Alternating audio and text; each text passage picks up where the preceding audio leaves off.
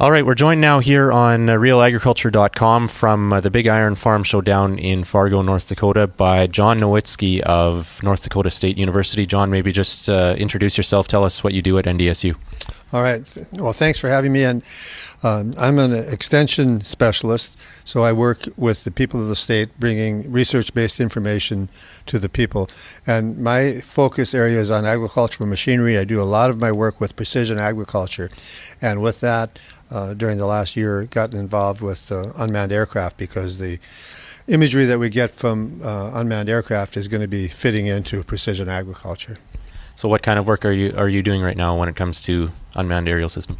Well, we were collaborating on a project at our Carrington research site, which is one of North Dakota State University's research centers that has about research for about 25 different crops and some livestock projects.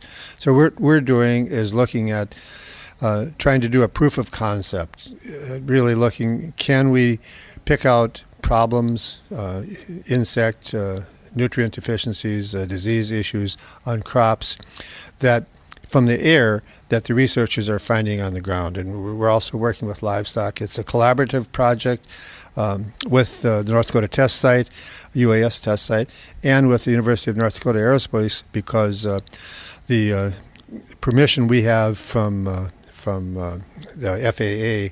FAA, Federal Aviation Administration, specifies that the University of North Dakota people will actually operate the aircraft. So it's a collaborative project. They're supplying one of the aircraft.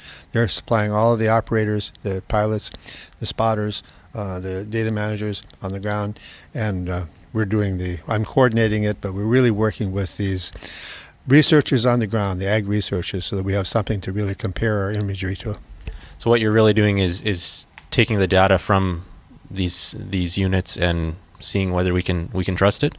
Right. If a agronomist researcher finds on the ground a specific disease infestation in wheat or a specific infestation in soybeans, and they quantify it and they qualify it based on the severity of it, then we'll take the imagery flown at the same time, and if they find that 65% of that crop is infested with it, we'll see if we come up with the same numbers or whether we come up with something different.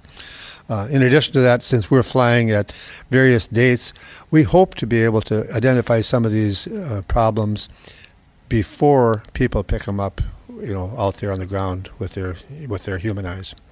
Are you doing any work in livestock? And I guess along those lines, what do you see as potential for this? I know there's been lots of talk about the application in crop production. How about on the livestock side? We are doing it on livestock. We're flying beef cattle lots. Our hopes, there's a couple of things. First of all, the easy one is being able to do an inventory, to count the animals, just to see if there's supposed to be 100 animals there, are there 100 animals there? And if you fly them on a regular basis, the rancher could, for example, see if this animal is in the same place today as it was yesterday, there's probably something wrong with it. It's probably sick. In addition to that, we're using thermal sensors to see if we can identify animals that have a fever, to see if, be able to predict which animals are getting sick before you could pick them out by walking through them. We hope to be able to identify females that are in an estrus cycle, that are in heat, that will have a higher body temperature, so that they would be, for example, ready for artificial insemination. Thanks for your time, John.